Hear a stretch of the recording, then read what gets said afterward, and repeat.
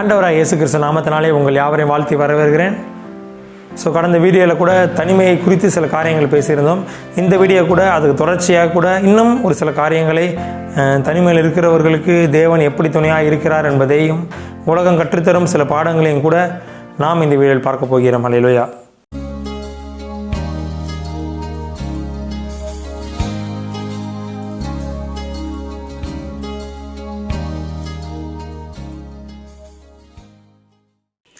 கர்த்தருக்கு ஸ்தோத்திரம். கடந்த வீடியோவில் கூட தனிமையை குறித்து சில காரியங்களை பார்த்தோம். தனிமை இருக்கும் பொழுது தேவன் உங்களை துணையாக இருப்பாருன்னு சொல்லி சில காரியங்களை பார்த்தோம். இந்த வீடியோவில் கூட எப்படி ஜனங்கள் தனிமையான சூழ்நிலைக்கு போகிறாங்க, தனிமை என்ற உணர்வு அவர்களுக்கு எப்படி வருகிறது என்று என்ன பண்ணுவோம் பார்க்கலாம். அல்லேலூயா.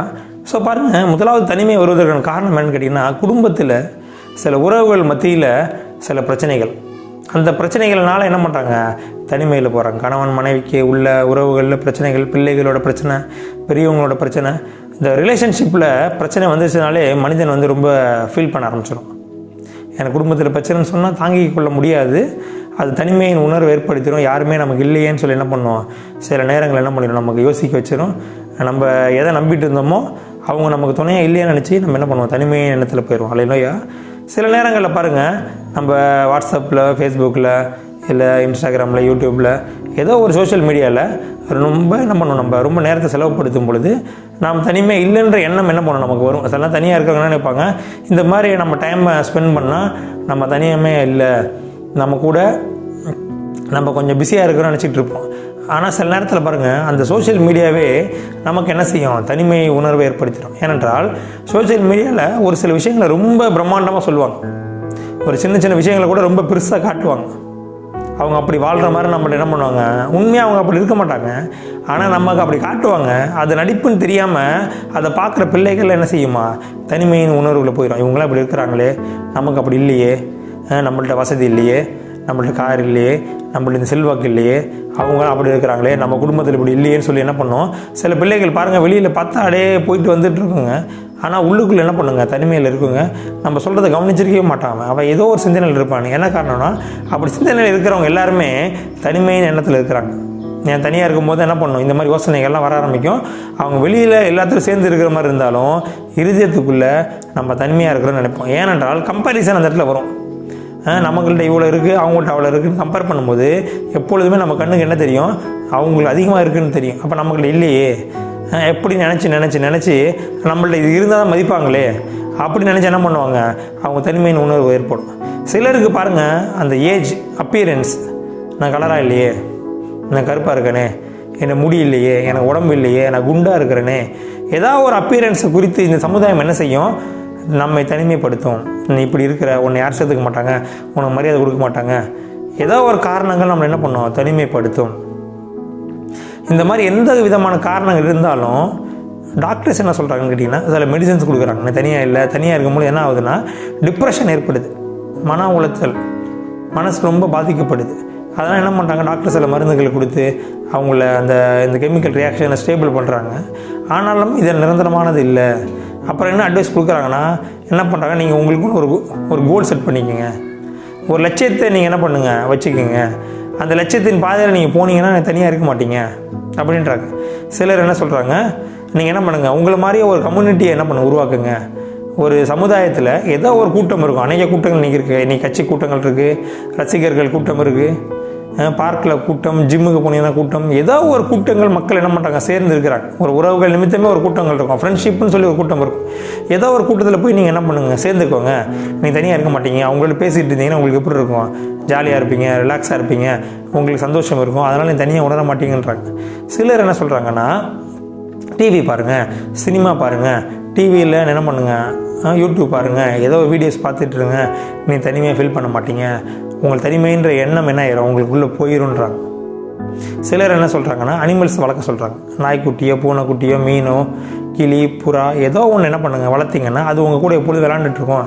நீங்கள் என்ன பண்ண மாட்டீங்க, தனிமையில் இருக்க மாட்டீங்க, அதோட டைம் ஸ்பெண்ட் பண்ணிங்கன்னா நீங்கள் என்ன பண்ணீங்க, ரிலாக்ஸாக இருப்பீங்கன்றாங்க. இப்படி எந்த விதத்துலேயும் தனிமையில் இருக்காததுக்கு மருந்து சொன்னாலும் எந்த உங்களுக்கு கண்டிஷன் சொன்னாலுமே அது எதுவுமே நிரந்தரமானது கிடையாது.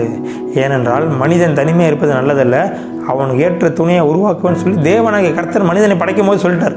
அப்போ மனிதனால் தனிமையாக இருக்க முடியாது. இந்த விஷயங்கள்லாம் உங்களுக்கு என்ன பண்ணும், ஒரு டெம்பரவரி தான் ரிலீஸ் கொடுக்கும். சும்மா அந்த நேரத்துக்கு மட்டும் என்ன பண்ணணும், ரிலீஃப் கிடைக்குமா ஒழிய உண்மையான சந்தோஷம் சமாதானம் கிடைக்காது. அப்போ மனிதன் தனிமையாக இருக்கக்கூடாதுன்னு சொல்லி தேவனாய் கர்த்தர் பரலோகத்திலிருந்து இறங்கி வருகிறார், நம்மோடு நேரம் செலவழிக்கிறார். நான் உன்னை விட்டு விலகுவதில்லை, உன்னை கைவிடுவது இல்லை என்றார். அப்போ இந்த ரிலீஃப்லாம் உங்களுக்கு நிரந்தரமானது கிடையாது. இதுக்கெல்லாம் எவ்வளோ ட்ரீட்மெண்ட் எடுத்தாலும் எவ்வளோ பணம் செலவு பண்ணாலும் நீங்கள் அநேகர் என்ன செய்கிறாங்க, இதுக்காக கூட தனிமையில் இருக்கிறத மறக்கிறதுக்காக கூட டூர்லாம் போகிறாங்க, உலகத்தை சுற்றி பார்க்குறாங்க. எது பண்ணாலுமே அது அந்த நேரத்துக்கு மட்டும்தான் உங்களுக்கு டெம்பரவரியாக ஒரு ரிலீஃப் கொடுக்குமே ஒழிய பர்மனெண்ட்டான ரிலீஃப் கொடுக்காது. இல்லையா? ஸோ அப்போ ஆண்டோட பிள்ளைகளாகிய நீங்கள் என்ன செய்யணும்னா, இந்த டெம்பரரி ரிலீஃப் பின்னாடி போகக்கூடாது. கர்த்தர் உங்கள் கூட எப்பொழுது இருப்பேன்னு சொல்லிட்டாருன்னா கர்த்தர் நம்பணும். நீங்கள் கர்த்தர் என் கூட இருங்க ஆண்டவரே, என்னோட இருங்க, என்னோட பேசுங்க, என்னோட வசந்த நிமித்தம் பேசுங்க, சொப்பனத்தில் பேசுங்க, டைரக்டாக சத்தத்தோடு பேசுங்க. எனக்கு உங்களுக்கு ஒரு உறவை ஏற்படுத்த வேண்டும். நீங்கள் தனிமையாக இருப்பது நல்லது. நான் போன வீடியோவில் சொன்னேன், நீங்கள் தனிமையாக இருப்பீங்கன்னா அதில் ப்ளஸ் பாயிண்ட் இருக்குது. என்ன காரணம்னா, தனியாக இருக்கும் போது தான் தேவன் உங்களோட பேசுவார்.